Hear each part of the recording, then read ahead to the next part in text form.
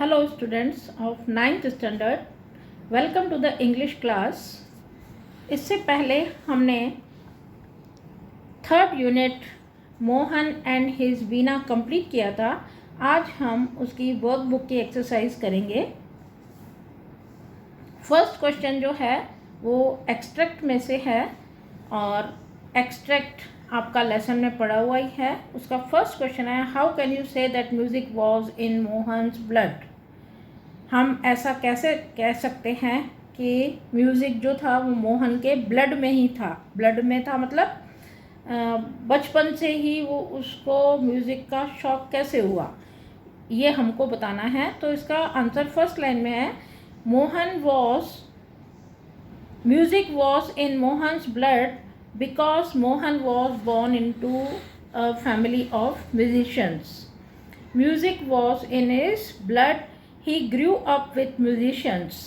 तो आंसर हम क्या लिखेंगे, music was in Mohan's blood because he was born into a family of musicians and he grew up with musicians.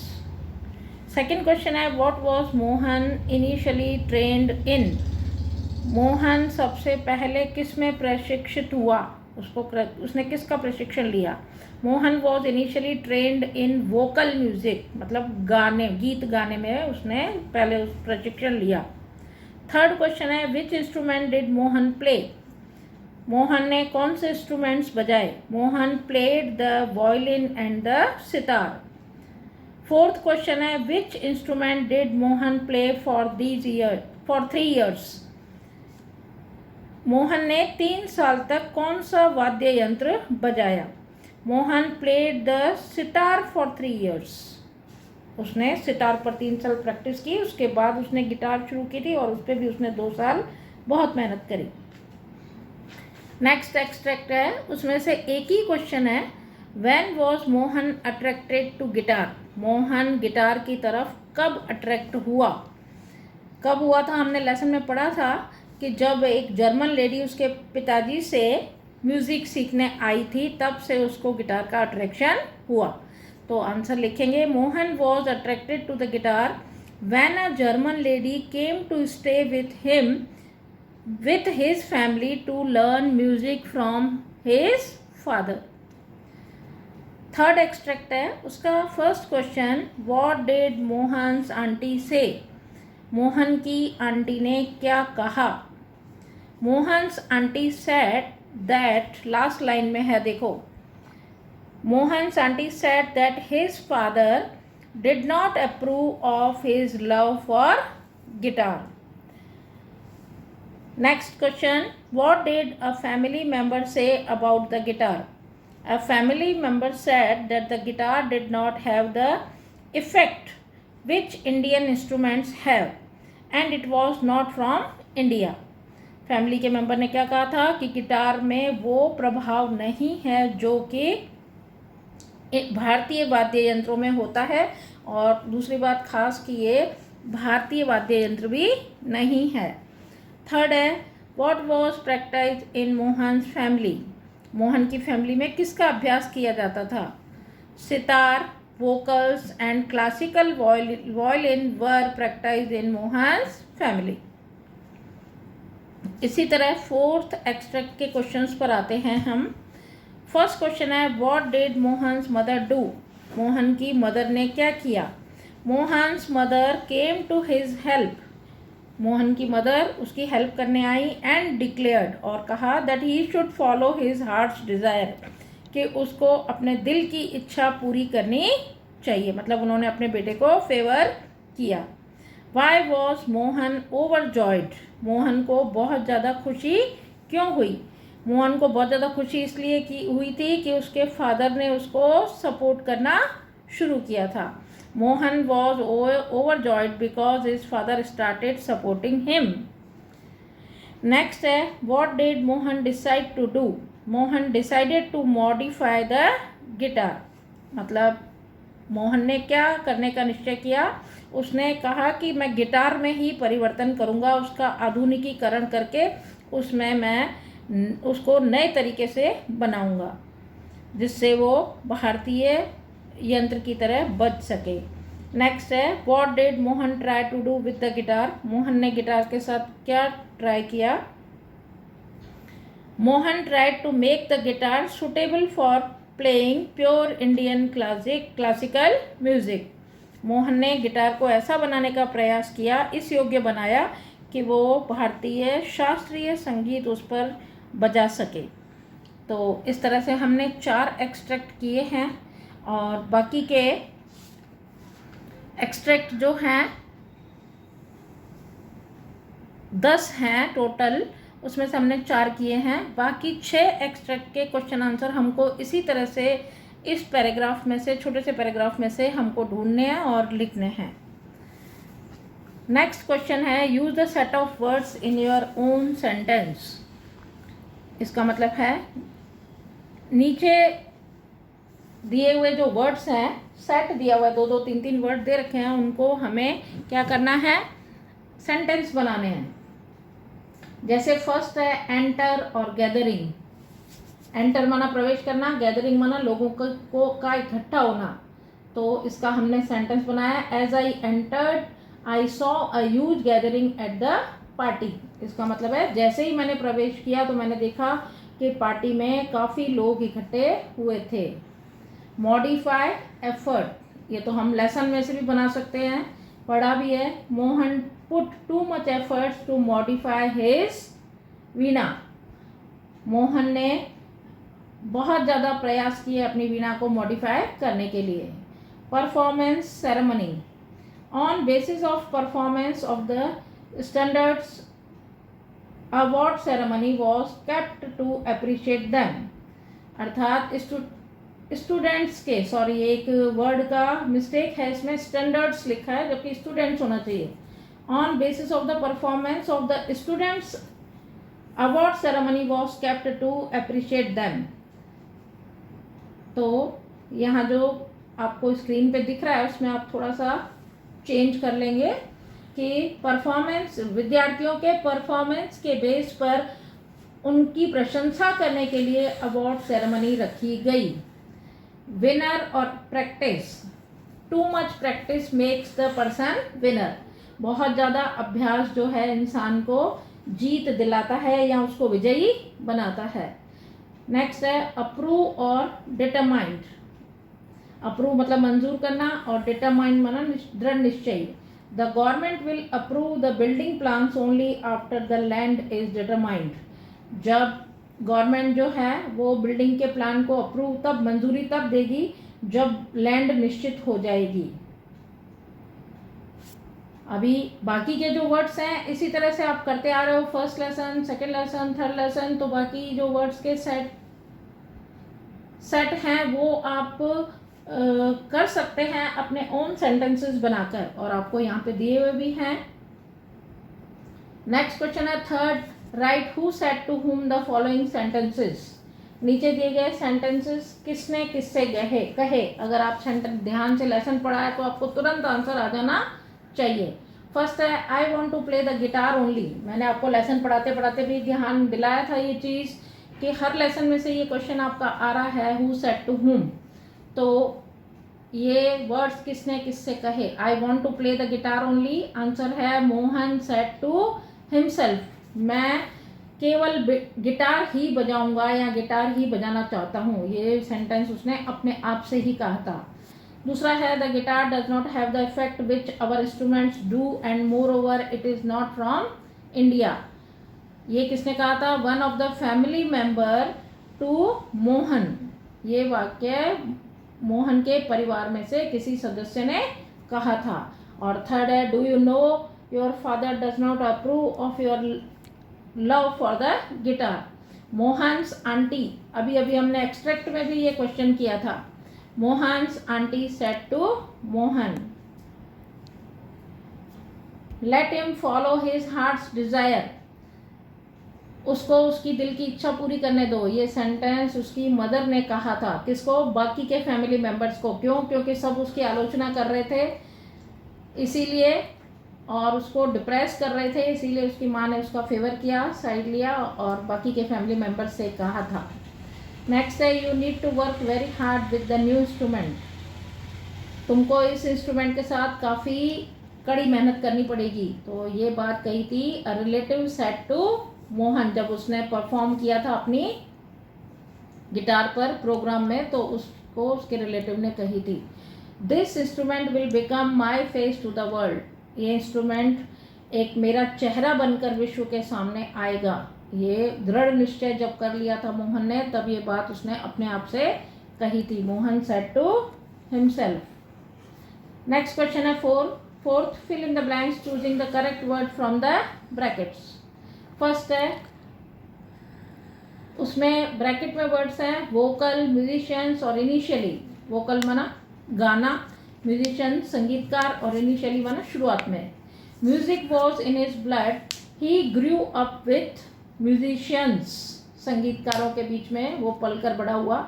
Like his father and other family members, he was initially trained in vocal music. उसके पिताजी की तरह और बाकी के परिवार के दूसरे सदस्यों की तरह शुरुआत में उसको गीत गाने में उसको ट्रेनिंग दी गई। नेक्स्ट है क्लासिकल इफेक्ट और प्रैक्टाइज्ड। क्लासिकल मतलब शास्त्रीय, इफेक्ट प्रभाव, और प्रैक्टाइज माना अभ्यास किया। Ours is a family where sitar, vocals and classical violin are practised. हमारा परिवार ऐसा है जहाँ पर सितार का, गीत गाने का, शास्त्रीय संगीत का अभ्यास किया जाता है। The guitar does not have the effect our instruments do, and moreover it is not from India. Guitar में वो प्रभाव नहीं है जो कि हमारे वाद्य यंत्रों में है, और दूसरी बात ये इंडिया का भी नहीं है, भारत का नहीं है। नेक्स्ट है मॉडिफाई, मतलब उसमें परिवर्तन लाना। ओवरजॉयड बहुत ज़्यादा प्रसन्न होना। सुटेबल माना योग्य। He was overjoyed and decided to modify this western instrument. ही किसके लिए आया है? मोहन के लिए। वो बहुत ज़्यादा खुश हुआ। बहुत ज़्यादा खुश कब हुआ था?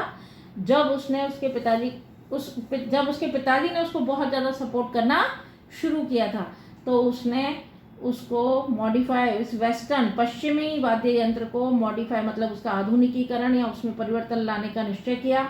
और he try to make it suitable, और उसने उसको योग्य बनाया इसके कि वो उस पर भी भारतीय शास्त्रीय संगीत बजाया जा सके। एक्सप्रेस्ड, परफॉर्म और appreciation. There was great appreciation, मतलब बहुत ज़्यादा प्रशंसा हुई।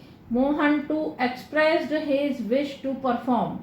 जब बाकी सबकी बहुत ज़्यादा प्रशंसा हुई, उसके कजिन्स और जिन्होंने प्रोग्राम में परफॉर्म किया, तो मोहन ने भी अपनी इच्छा व्यक्त की कि उसको भी परफॉर्म करना है। नेक्स्ट है इंस्ट्रूमेंट, कंपटीशन, सितार। इंस्ट्रूमेंट बना यंत्र, स्पर्धा और sitar. If it were the sitar you would have been in competition with your brother and sister. अगर तुम सितार बजाते तो तुम अपने भाई बहनों के साथ स्पर्धा में उतर सकते थे। You have already spend 2 years on it. तुमने पहले से ही इस पे 2 साल व्यतीत कर दिए हैं। But still this instrument needs more. लेकिन अभी तक तुमको इस यंत्र में और ज़्यादा पारंगत होने की आवश्यकता है। नेक्स्ट है डेप्थ माना गहराई, साउंड आवाज, फ्लोइंग माना बहता हुआ। The sitar sound is like a flowing stream, अर्थात सितार का जो आवाज है वो एक बहते हुए झरने के समान है।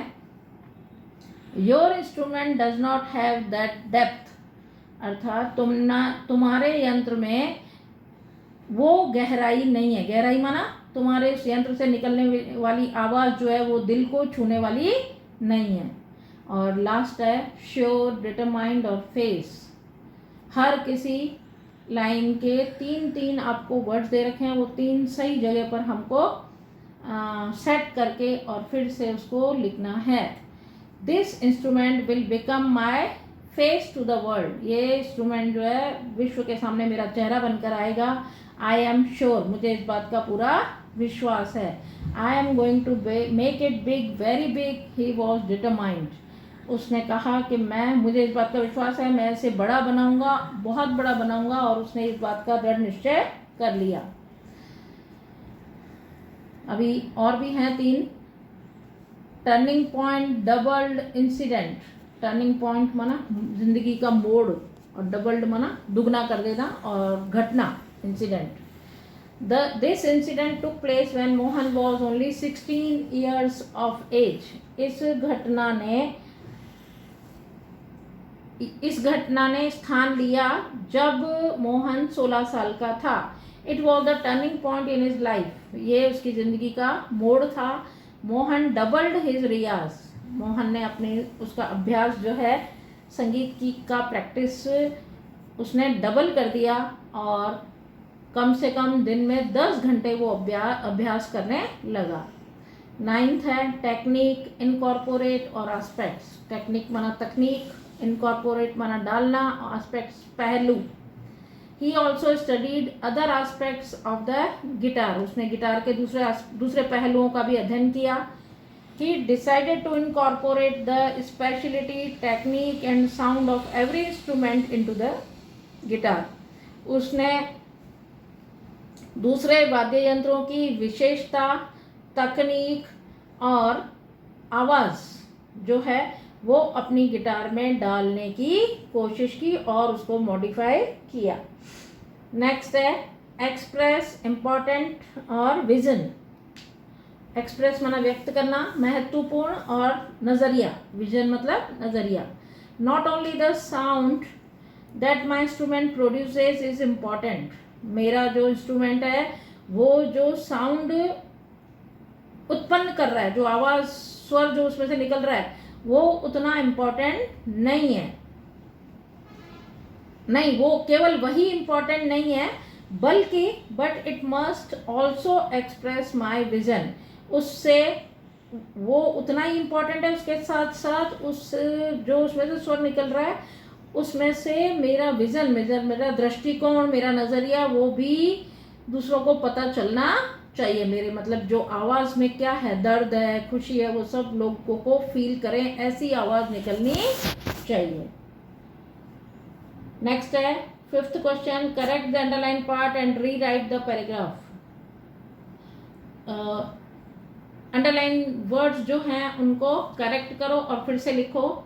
फर्स्ट है Sumit always goes to school in bus. Sumit जो है बस में स्कूल जाता है. बस में नहीं होता, बस के द्वारा स्कूल जाता है. तो हमेशा कोई भी जब हम व्हीकल यूज़ करते हैं, by bus, by car, by road, by aeroplane, तो उसके लिए हम इन नहीं लगाते बल्कि बाय यूज़ करते हैं. ही always goes on his bicycle. वो हमेशा साइकिल पर जाता है. But sometimes if her father is free. अब देखो आप स्टूडेंट्स कि ही always goes on his bicycle. अगर वो हमेशा साइकिल पर जाता है तो उसके फादर जब फ्री होते हैं तो उसको स्कूल छोड़ देते हैं. तो हमेशा साइकिल पर कैसे जाना हुआ उसका मतलब हुआ कि वो हमेशा साइकिल पे नहीं जाता, वो कभी कभी साइकिल पे जाता है और जब कभी उसके फादर फ्री होते हैं तो वो उसे स्कूल छोड़ देते हैं. तो ऑलवेज की जगह क्या आ जाएगा, समटाइम्स. और but sometimes if his father, Sumit लड़का है तो हर फादर नहीं आएगा, क्या आना चाहिए, his father is free, he drops him to school. I have never नहीं आएगा, आई हैव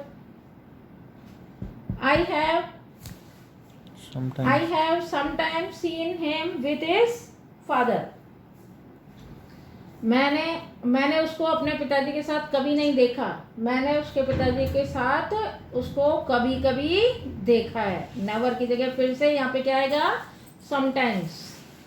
सेकेंड है the sitar is a wonder instrument. Wonder नहीं आता, वंडरफुल एडजेक्टिव है. ये उस इंस्ट्रूमेंट की क्या बता रहा है, विशेषता. तो वंडर की जगह आ जाएगा wonderful. The sound of the sitar has the effective नहीं, क्या आएगा, the sound of the sitar has the effect.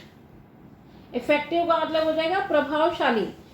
तो सितार की जो आवाज़ है वो उसमें वो प्रभाव है जो प्रभाव किसी और इंस्ट्रूमेंट में नहीं है. प्रभाव बोलना है हमको, प्रभावशाली नहीं बताना. तो इफेक्टिव की जगह आ जाएगा effect. It is wide use in Indian music. It is wide नहीं, it is widely used in Indian classical music. Classic भी नहीं, क्या बनेगा, क्लासिकल. ये भी एडजेक्टिव है. नेक्स्ट है विशेषण जिसको हम कहते हैं। नेक्स्ट है all the students were standing quite, नहीं क्वाइट माना चुपचाप, और क्वाइटली का मतलब चुपचाप से। सारे विद्यार्थी क्यू में मतलब लाइन में चुपचाप से खड़े थे। But one boy was looking around anxiously, लेकिन एक बच्चा जो है बड़े चिंतित होकर देख रहा था। His friend tapped gently on his shoulder, gentle नहीं जेंटली, उसके फ्रेंड ने उसको धीरे से शोल्डर पर टैप किया, माना थपथपाया, और क्या पूछा, why are you so nervously नहीं आएगा, why are you so nervous, तुम नर्वस क्यों हो, ही आस्क्ड। तो जहाँ जहाँ जो वर्ड्स अंडरलाइन किए हुए हैं उनमें मिस्टेक्स है, उनको हमें करेक्ट करके और फिर से सेंटेंस वापस लिखने हैं। अब है complete the dialogue using the expressions given in the brackets. Bracket में दिए गए जो सेंटेंसेस हैं, how old is your brother, मतलब तुम्हारा भाई कितना बड़ा है। No I always go by bus, नहीं मैं हमेशा बस से जाता हूँ या जाती हूँ। वेयर आर यू गोइंग, तुम कहाँ जा रहे हो। I am fine thank you, ये अलग सेंटेंस है, मैं ठीक हूँ धन्यवाद। नो आई डिड नॉट, नहीं मैंने नहीं किया या नहीं गया, जो भी जिस सेंटेंस में आगे क्रिया आई होगी उसका आंसर है ये नो थैंक यू। अमन और विकी बात कर रहे हैं, तो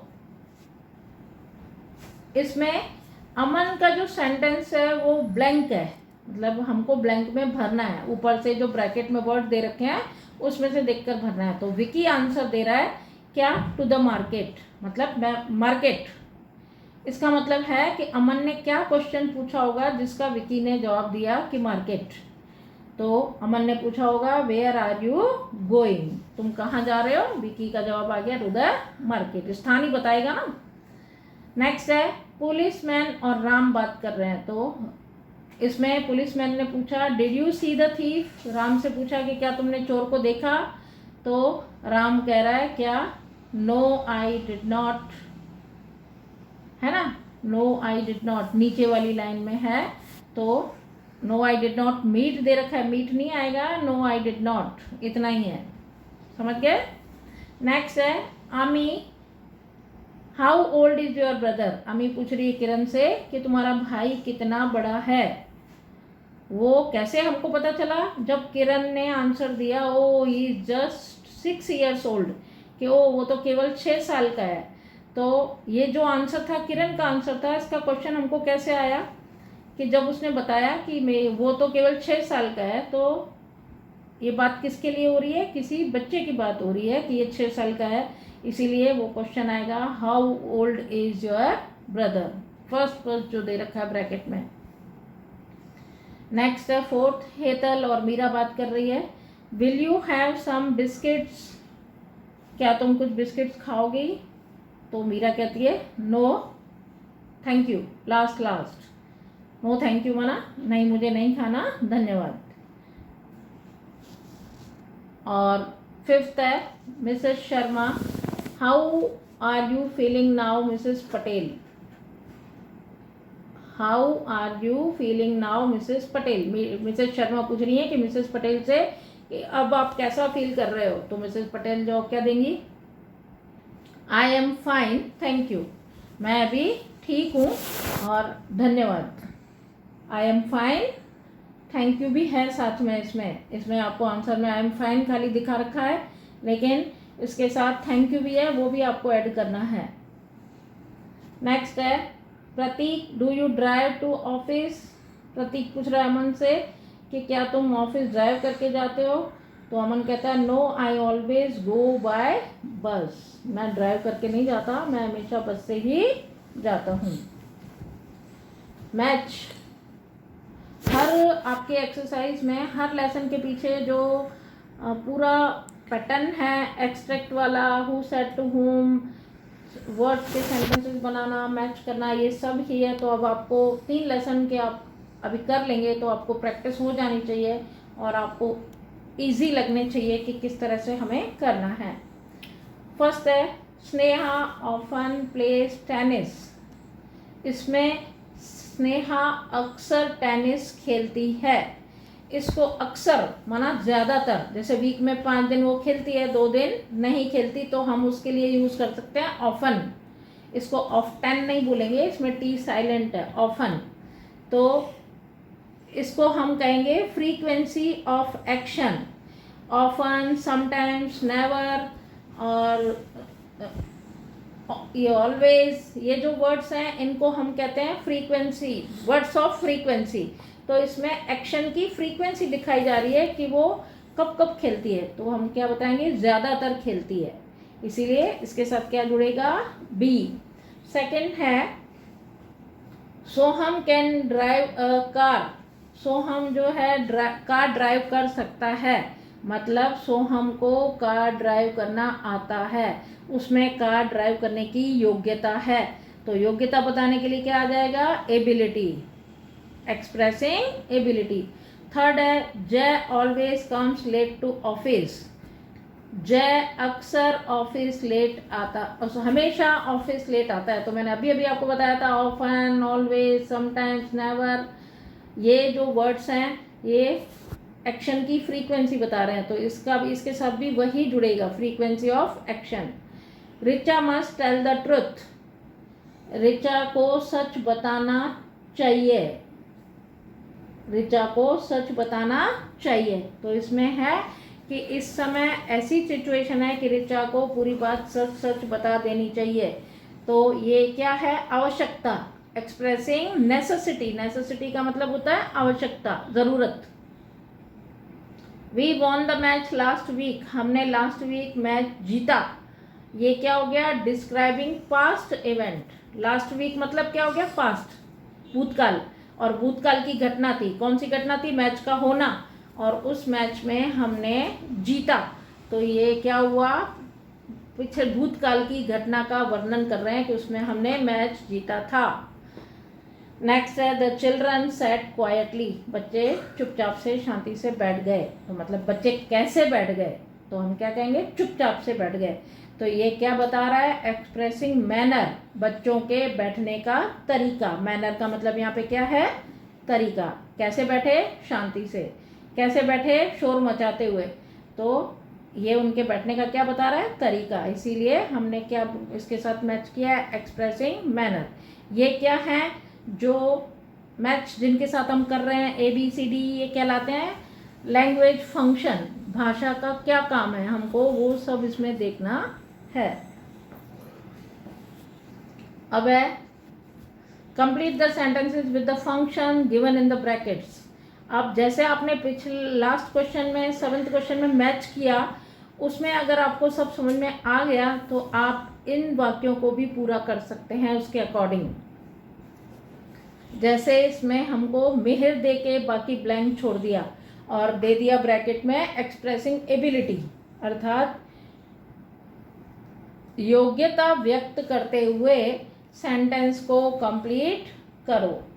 तो मिहिर कैन स्पीक फ्रेंच, ये तो मैंने आपको एग्जाम्पल के लिए सेंटेंस दिया है कि मिहिर फ्रेंच बात कर सकता है। इसका मतलब क्या हुआ, मिहिर में फ्रेंच बात करने की योग्यता है। तो ज़रूरी नहीं है कि फ्रेंच बात करने की योग्यता है, उसमें इंग्लिश बात करने की योग्यता है, उसमें उसको डांस करना आता है, वो भाषण अच्छा देता है, कुछ भी हम सेंटेंस पूरा कर सकते हैं, कोई उसमें योग्यता है तो हम वो बता सकते हैं। Second, the children, frequency of action. Frequency of action का मतलब अभी अभी हमने किया कि एक्शन कौन कैसे कर रहा है, कितनी बार कर रहा है। तो the children always play in the games period, the children sometimes play in the games period, the children never play in the games period. हो सकता है ना, तो हम इनको बना सकते हैं, नेवर, ऑलवेज, समटाइम्स, ये यूज़ करके गेम्स पीरियड की जगह कुछ और डाल के हम एक्शन की फ्रीक्वेंसी दिखा सकते हैं। थर्ड है, if you want to win the match you need more practice. ये क्या है, एक्सप्रेसिंग नेसेसिटी। अगर तुम मैच जीतना चाहते हो तो तुमको ज़्यादा अभ्यास करने की ज़रूरत है। नेक्स्ट है लास्ट मंथ। लास्ट मंथ माना पिछले महीने क्या हुआ, भूतकाल। जहाँ लास्ट आ गया वहाँ समझ जाओ भूतकाल। जहाँ नेक्स्ट आ जाए वहाँ समझना है हमें फ्यूचर टेंस, भविष्य काल। तो मैं बुझ गई थी, मैं बुझ गया था, तो ये क्या बता रहा है, डिस्क्राइबिंग पास्ट इवेंट। उसके बाद है the teacher always motivate and inspire the students. Teacher जो है वो हमेशा स्टूडेंट्स को मोटिवेट, प्रेरित करती हैं और उनको शाबाशी भी देती हैं। तो ये क्या हुआ, frequency of action. Action, always word आ गया ना, एक्शन मतलब अब हमेशा करती रहती है टीचर, बार बार करती रहती है ये चीज़। नेक्स्ट है रोहन डैश, तो ये क्या बताना है, एक्सप्रेसिंग मैनर, मैनर माना तरीका।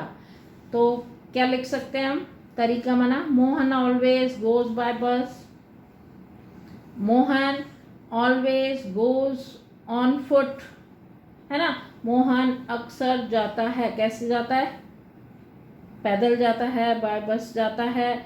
या फिर खाली जाने का नहीं, किसी को किसी और काम करने का, मोहन ईट्स स्लोली, तो वो भी हम लिख सकते हैं, रोहन ईट्स स्लोली। इसका मतलब रोहन कैसे खाता है, धीरे धीरे खाता है, तो उसका खाने का तरीका कैसा है, बहुत स्लो, तो वो भी क्या कहलाएगा, manner. Right a paragraph in about 50 words on my hobby.